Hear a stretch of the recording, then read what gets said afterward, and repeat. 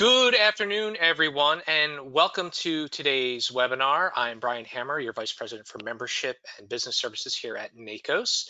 Today's presentation is brought to you by our good friends at PatientPing, and today's subject will be direct contracting, preparing for the new model and how real-time data will support success. A couple of housekeeping items for everybody on today's webinar. First, if you would like to make this presentation full screen on your device, hover over the presentation and hit the double arrow button circled in the screenshot below in green. There will be time for questions at the end of this presentation. To submit your questions during the presentation, however, please submit it in the question tab in your GoToWebinar control panel. And lastly, this webinar is being recorded and will be made available on NAACOS's on-demand webinar page within 2 business days. So the recording and the slides will be at your disposal. Next slide, please. Today we have a couple of dynamic speakers, and I would also like to introduce from PatientPing, Chris Bondas, who will be moderating today's discussion. Chris, take it away. Thanks, Brian. Appreciate that. It's great to be here, everybody. Thank you for taking time to join us the week before Christmas and also in the middle of the holidays as well. So first and foremost, let me introduce Natalie. Natalie is a product marketing manager here at PatientPing. Before joining PatientPing, she held marketing roles at Biogen and Oxford Immunotech. Natalie holds an MBA from the Boston College Carroll Graduate School of Management and a BS from the University of Massachusetts Amherst. Next up is Kirsten Lundquist. She is a senior product marketing manager here at PatientPing. And before joining PatientPing, Kirsten held marketing, new product planning, and market access pricing roles at Sanofi Genzyme and worked as a healthcare management consultant at Putnam Associates. Kirsten holds an MBA from the MIT Sloan School of Management and a BA from Middlebury College. Natalie, over to you. Thanks, Chris, and welcome to all of our webinar attendees. We have 4 goals for today's session focused on helping direct contracting participants prepare for and succeed in the new model. Today, we're going to focus on discussing the CMS Innovation Center's new direct contracting model. Then we'll highlight key considerations in preparing for direct contracting. We'll share how real-time patient event notifications can help participants succeed. And finally, we'll show how PatientPing can directly support direct contracting participants. So to start, I'll give a brief overview of the direct contracting model. From a timelines perspective, the first performance period of direct contracting is scheduled to begin on April 1st, 2021. There's currently an implementation period running for the model, which will end on March 31st, 2021. The implementation period is a voluntary option for prospective model participants and offers them the opportunity to prepare for the first performance period. In addition to the April 1st, 2021 start date, there will be a second start date for an additional cohort of participants on January 1st, 2022, and the model is scheduled to run through the end of December 2026. CMS recently released details on a new geographic risk option within the model, which is scheduled to start in January 2022. CMS is currently seeking letters of interest for the new model and expects to put out requests for applications in January 2021. The primary focus of today's webinar, however, will be on the professional and global risk options within the model, which are the 2 options for that April 1st, 2021 start date of the program. Direct contracting is part of CMMI's strategy to redesign primary care to drive broader healthcare reform, improve quality, and reduce costs. It is a high-risk model that builds upon learnings and innovations from the next generation ACO model, innovations from Medicare Advantage, and commercial payer risk arrangements. CMS has stated that the model's goals are to transform risk-sharing arrangements in Medicare fee-for-service, broaden participation in CMMI models, empower beneficiaries to engage in their own care delivery, and reduce the provider burden to meet healthcare needs effectively. All right, so I'll talk a bit now about the 3 different types of direct contracting participants, or DCEs. The first type are standard DCEs. These are essentially established ACOs that are joining the model. They must have experience serving Medicare fee-for-service beneficiaries, and a minimum of 5,000 aligned beneficiaries is required for participation in the program, starting in the first performance period. The second type are new entrant DCEs. These participants have limited experience delivering care to Medicare fee-for-service beneficiaries. Specifically, they may not have more than 50% of participant providers with prior experience in shared savings models, such as MSSP, NextGen, or the Pioneer ACO model. They are required to have a minimum of 5,000 aligned beneficiaries by the 5th performance year, but they can get there with a glide path, starting with 1,000 aligned beneficiaries required in year 1 and increasing by 1,000 beneficiaries each year until that 5th year.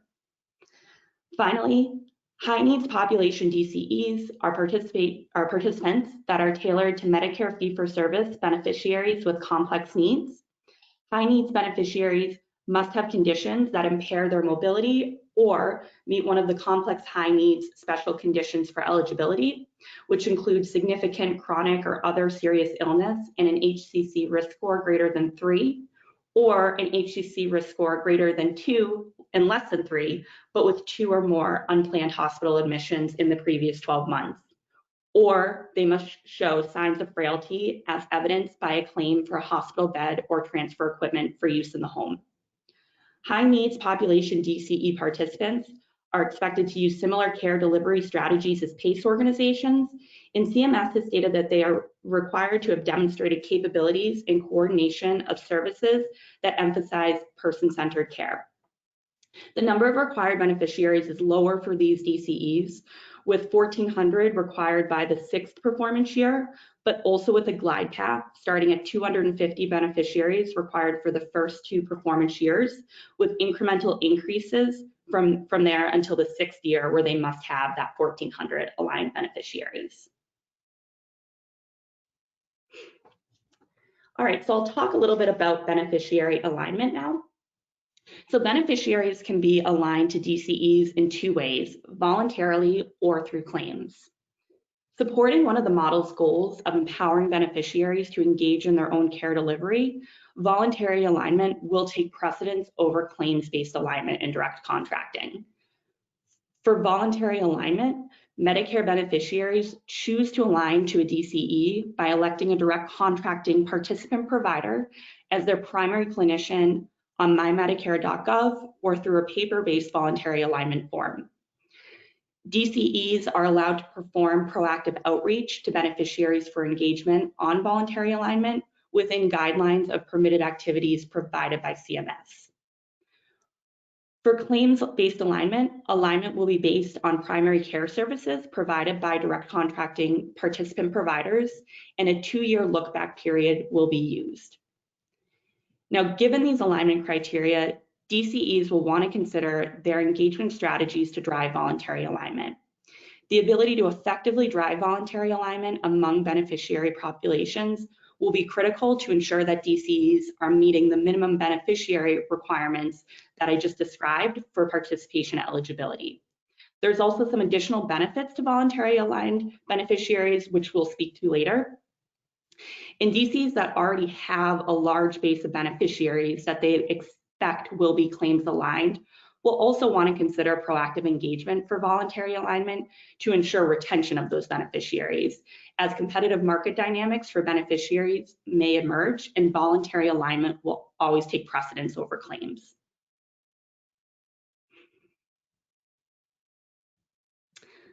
All right, so moving on to the different risk options in direct contracting. All DCE types will have 2 initial risk options within direct contracting, which are professional and global.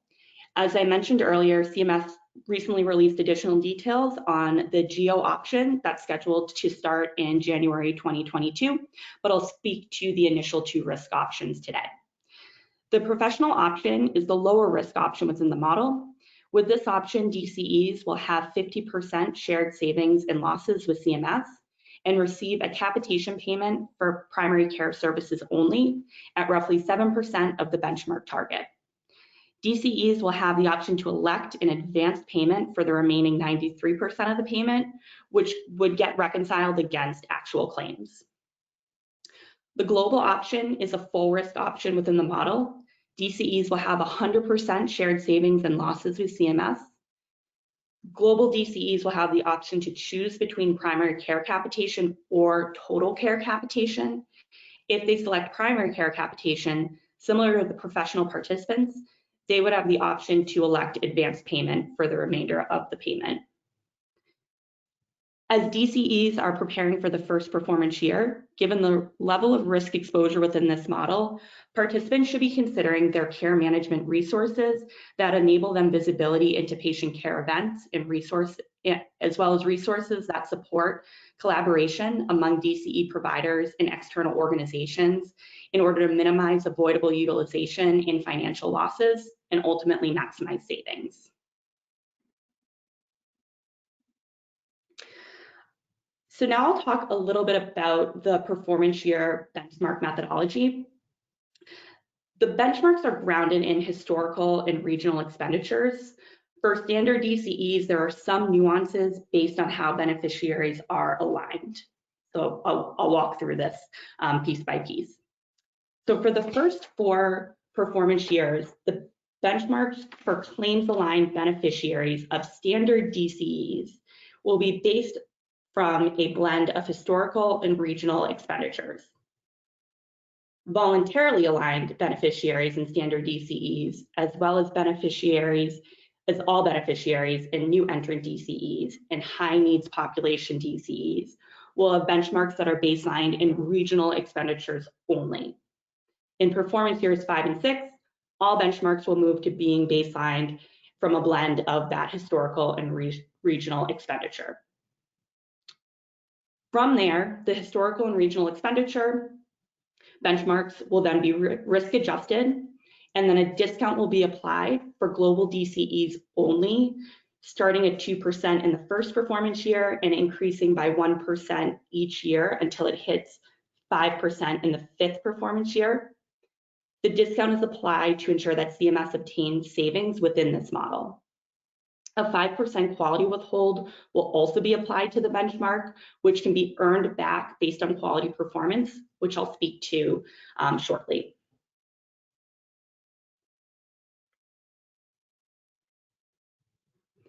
So when considering the performance year benchmark methodology, it's likely that standard DCEs will see higher benchmarks in the first 4 years for voluntary aligned beneficiaries than claims aligned beneficiaries, where benchmarks for voluntarily aligned beneficiaries will only be based on regional expenditures. If standard DCEs have historically lower cost of aligned beneficiaries, it's likely that regional expenditures will average higher than a blend of historical and regional expenditures. So with that consideration in mind, standard DCEs will want to evaluate beneficiary engagement strategies to drive voluntary alignment and retention.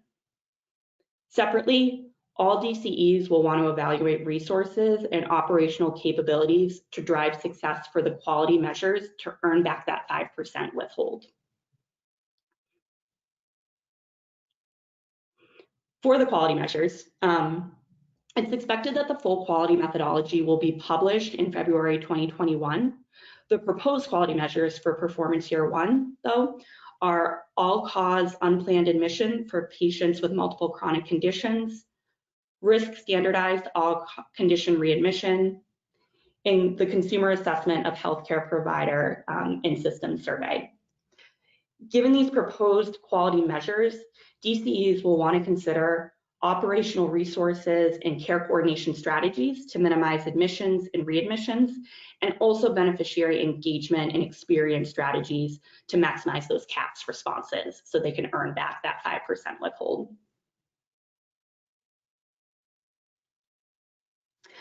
So the last model-specific topic I want to briefly cover is benefit enhancements expected to come with direct contracting. The anticipated benefit enhancements build upon those in NextGen and introduce new incentives to encourage beneficiary engagement, supporting the model's goal of empowering beneficiaries to engage in their own care delivery. Examples of these benefits are listed on this slide. I won't go through them all in detail, but it's important to note that there are several new and innovative enhancements anticipated and being considered for this model to support the broader innovations in care delivery.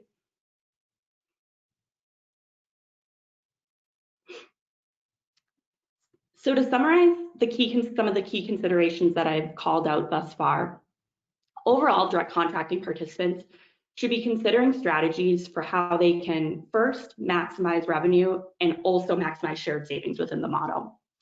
So specifically to maximize revenue, DCEs should be considering strategies to drive voluntary beneficiary alignment. Voluntary alignment will have direct revenue implications because it will first ensure that beneficiaries are aligned to a DCE, and thus increasing beneficiary volume and the volume of monthly payments that DCEs are receiving. And secondly, it may incrementally increase target benchmarks for standard DCE participants. Participants should also be thinking about how they will engage beneficiaries to support retention throughout the model.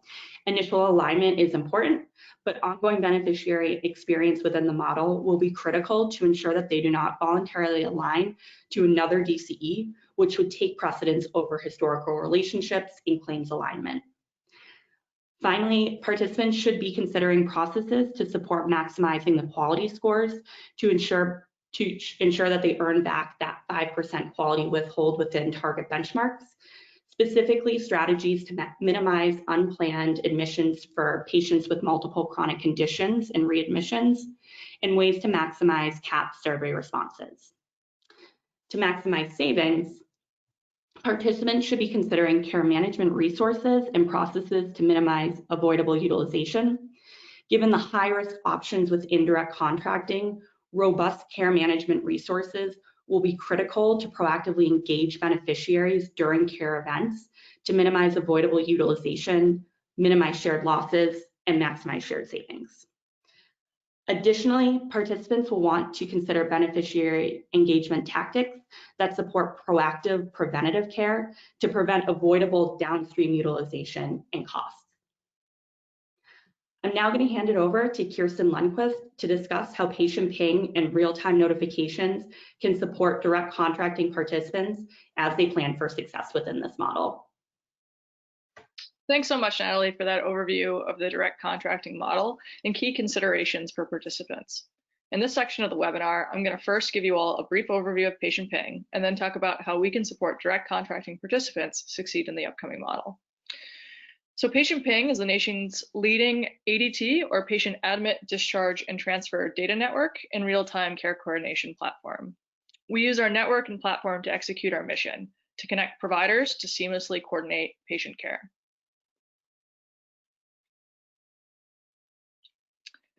We connect providers across the care continuum, as you see on the left of the slide, to enable seamless collaboration and care transitions. We do this through our national data network and engaging software applications that enable real-world coordination workflows. Knowing where patients are in real time enables providers to thrive in both fee-for-service and value-based care environments, including programs like direct contracting, and ensures patients are receiving critical care when they need it.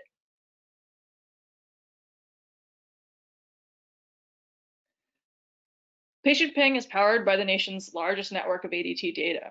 We have the most robust national ADT network across the care continuum, composed of over 1,100 hospitals, 6,000 post-acute facilities, and over 300 provider organizations. Our network covers over 43 million patients nationally, and we've processed over 135 million patient ADT events over the company's 7-year history. So robust coverage of our network across many of the markets in the United States.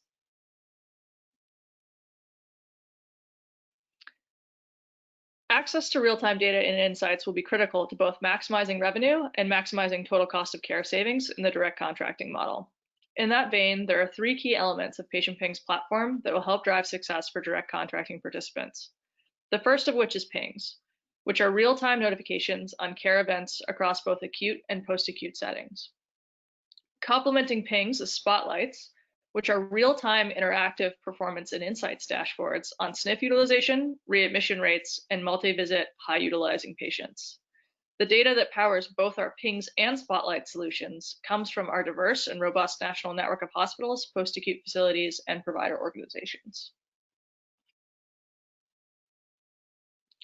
PINGs, or real-time notifications, powers targeted care coordination for direct contracting beneficiaries. Your team will receive a notification in real time anytime a direct contracting beneficiary experiences a care event in an acute or post-acute setting on our network, including ED presentations, inpatient admissions, discharges to post-acute facilities, and discharges home. These notifications through PINGs enables real-time intervention and drive some key outcomes for direct contracting participants, including reductions in avoidable admissions and readmissions, resulting in direct savings for direct contracting participants, reductions in post-acute utilization and post-acute length of stay, also resulting in direct savings for direct contracting participants subject to risk on total cost of care. And then finally, increases in beneficiary engagement for voluntary alignment and retention, resulting in sustained or increased revenue for direct contracting participants through beneficiary retention.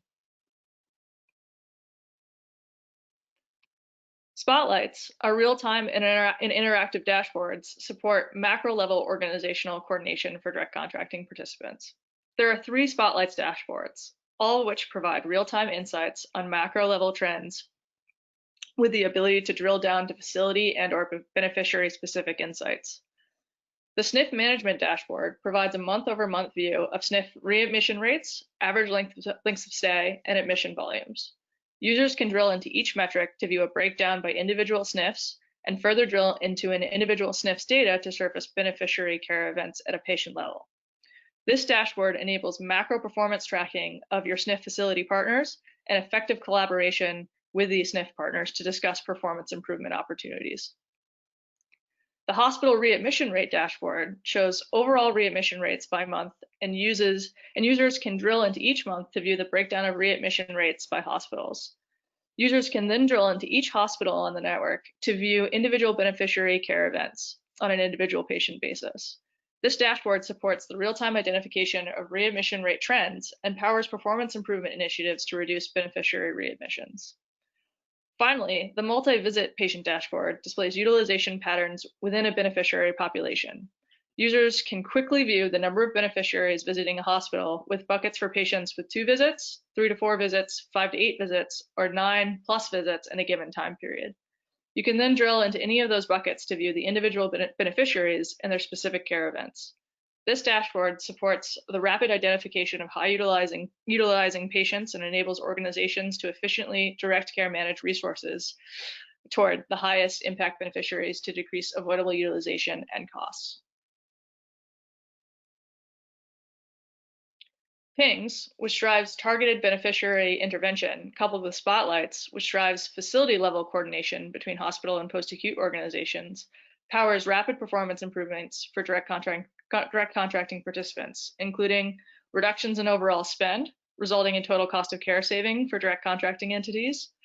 Total cost of care savings is specifically driven by reductions in avoidable hospital utilization and PAC utilization for beneficiaries. PINGs and Spotlights also drives increases in beneficiary alignment and retention, supported by timely follow-up with beneficiaries at times aligned with patient care events to drive beneficiary engagement and satisfaction, which results in continued revenue for direct contracting participants.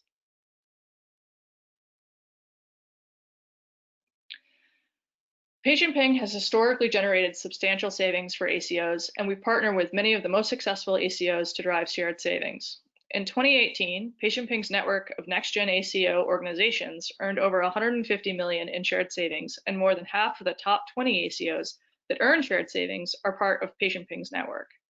In 2019, PatientPing's network of MSSP ACO organizations generated over $217 million in shared savings, and PatientPing's MSSP ACO provider network made up more than 43% of total generated savings and encompassed 50% of the top 15 MSSP ACOs.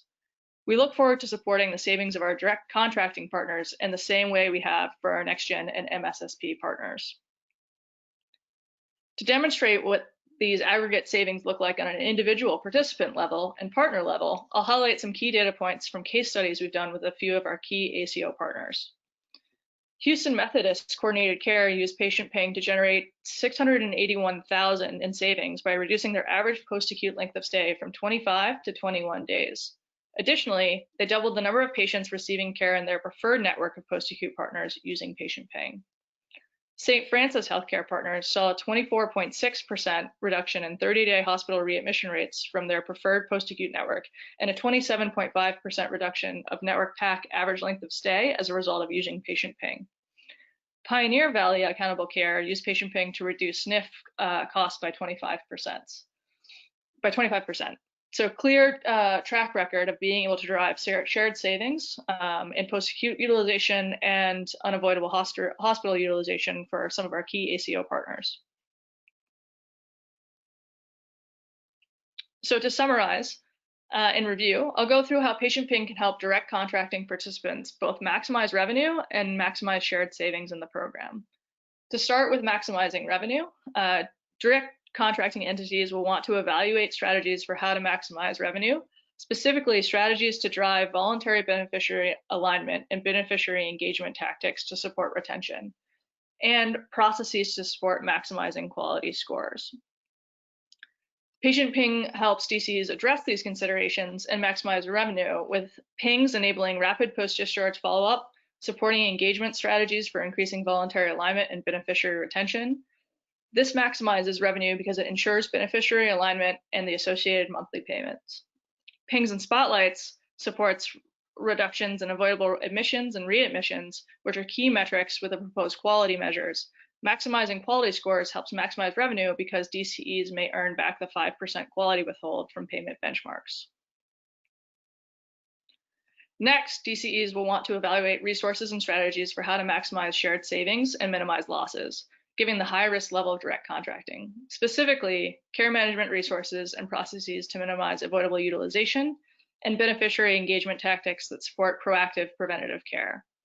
PatientPing helps DCEs maximize shared savings with pings and spotlights, powering strategies and workflows to minimize avoidable hospital and post-acute utilization.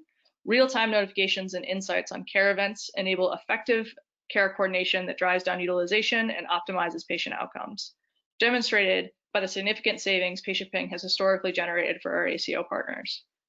Pings enables timely post-discharge follow-up and supports transitional care management workflows and creates a beneficiary touchpoint to discuss the utilization of preventative services and reduce the likelihood of avoidable acute care events in the future.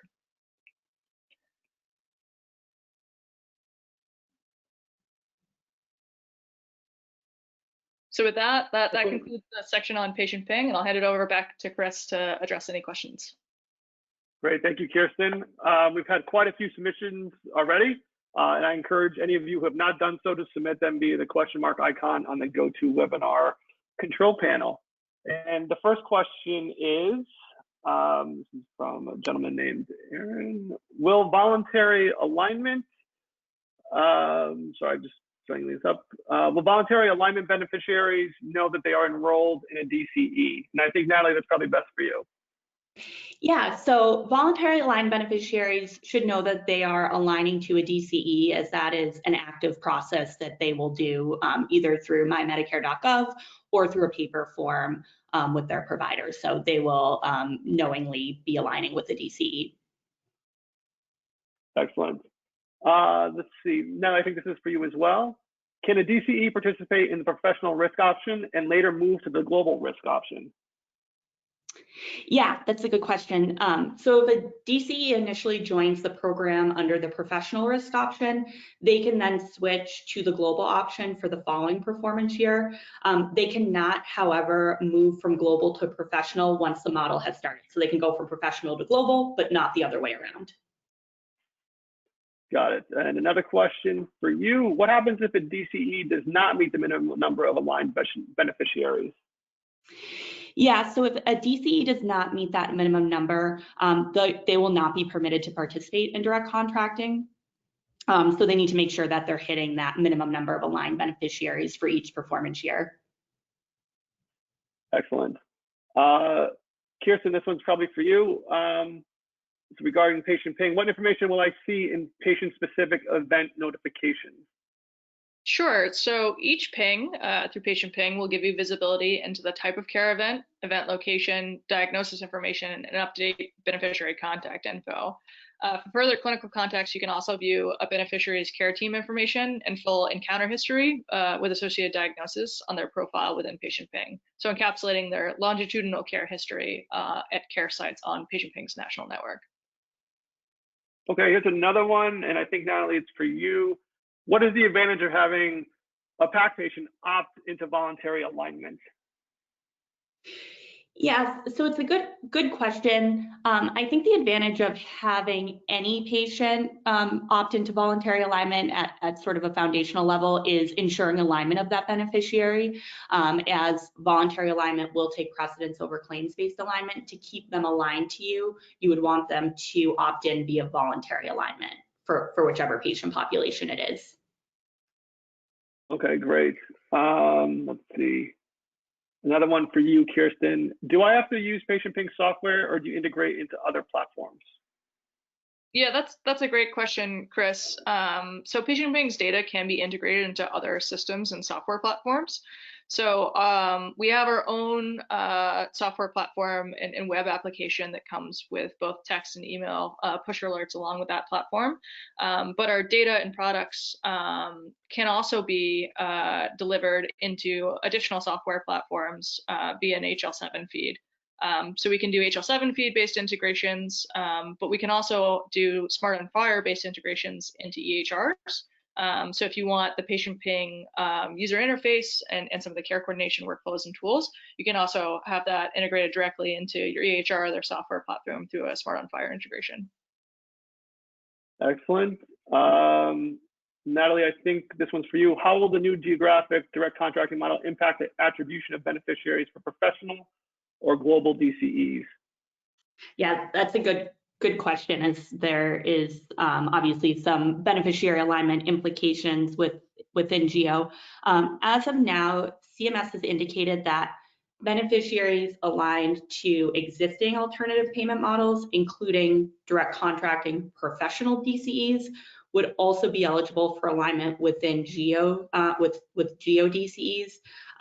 They are considering excluding beneficiaries aligned to global DCEs from attribution to GEO, though. But that is sort of some of the early perspective from CMS on that. Okay, great. Sorry, I'm just processing. We've got a bunch that just came in at once. Can you speak about availability of discharge summaries within PatientPing? Yeah, I can take that one, Chris. So we have a partnership with Health Gorilla where we can pull discharge summary information that is currently in development. So that will be a key piece of product innovation that PatientPing is working towards and will hopefully have available next year in 2021. Got it. Okay.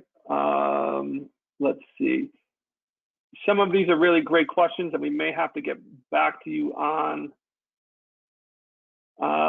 Here's one, Natalie and Elizabeth from NAACOS. I'm not sure if we can, but can you share the slide again about the 5% withhold information, or explain how that works again?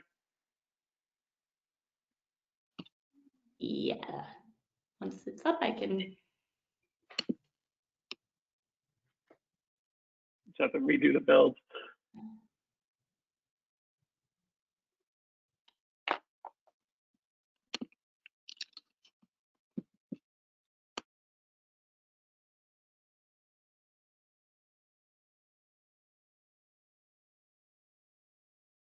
Yeah, this one.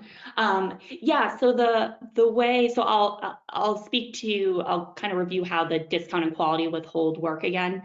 So once the historical and regional expenditures are risk adjusted, there will then be a discount applied to that for global DCEs only, where they are seeing 100% shared savings and losses. For CMS to obtain some savings, a discount needs to be applied for those participants, which will be 2% in the first year, and then step up to 5%.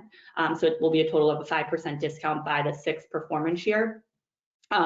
In addition to the discount, completely separate from the discount, a quality withhold will also be applied to the benchmark payments for all DCEs, and that will also be 5% of the benchmark, which can then be earned back based on quality performance, but it will be initially be withheld.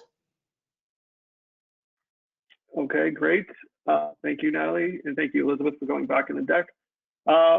Kirsten, I think this one's for you. How does CMS interoperability and the patient access final rule change PatientPing strategy? That's a great question. So I don't know how many of you are familiar with that rule from CMS. One piece and provision of that rule that's definitely been an area of focus for PatientPing is the CMS e-notifications condition of participation, which is a component of that rule mentioned in the question.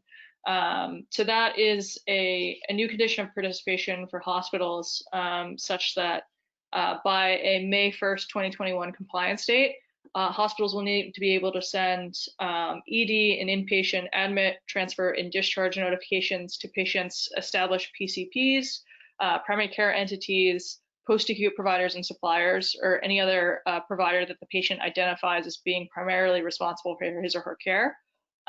Given that our business model is providing admit, transfer, and discharge notifications, we have developed a compliance solution, a route product for hospitals, such that we can facilitate those notifications out to those required recipient categories.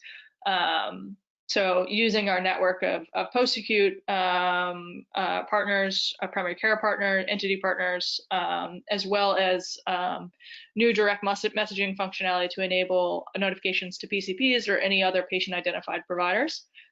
So we think this rule obviously is a great thing.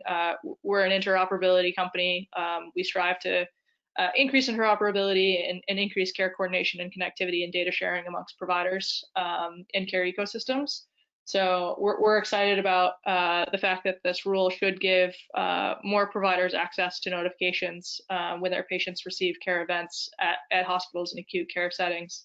And are happy to partner with a lot of our hospital partners to help them ensure compliance and deliver more notifications to the community. Awesome. Thanks, Kirsten, for that one. Natalie, I think this one is for you. Can you please explain the geo overlap of beneficiaries with standard and global? Yeah, definitely. So as of now, what CMS has indicated is that beneficiaries, if a beneficiary is aligned to an alternative payment model, including direct contracting professional, those beneficiaries would also be eligible for alignment with the GeoDCEs. And the way that would work is that the GeoDCE would be at risk for the total amount paid out for those beneficiaries, inclusive of any shared savings that was paid out to the professional DCEs. As of now, CMS is considering excluding the overlap for global DCEs, where they're at 100% shared savings or losses, that those beneficiaries aligned with global DCEs only would be excluded from attribution to Geo. So that's, as of now, what we've heard from CMS with how that would work. Excellent, thank you. So without any other further questions, this will conclude our webinar. Thank you so much for your participation today, everyone. As a reminder, yes, we got a few questions about this. You will receive a copy of the presentation, the slides and the recording shortly after the webinar. It'll probably be early next week, but that will be emailed out to you. And then please don't hesitate to reach out to PatientPing if you have any other questions. Thank you again for your attention, and happy holidays to everybody. This is the end of our webinar. Take care.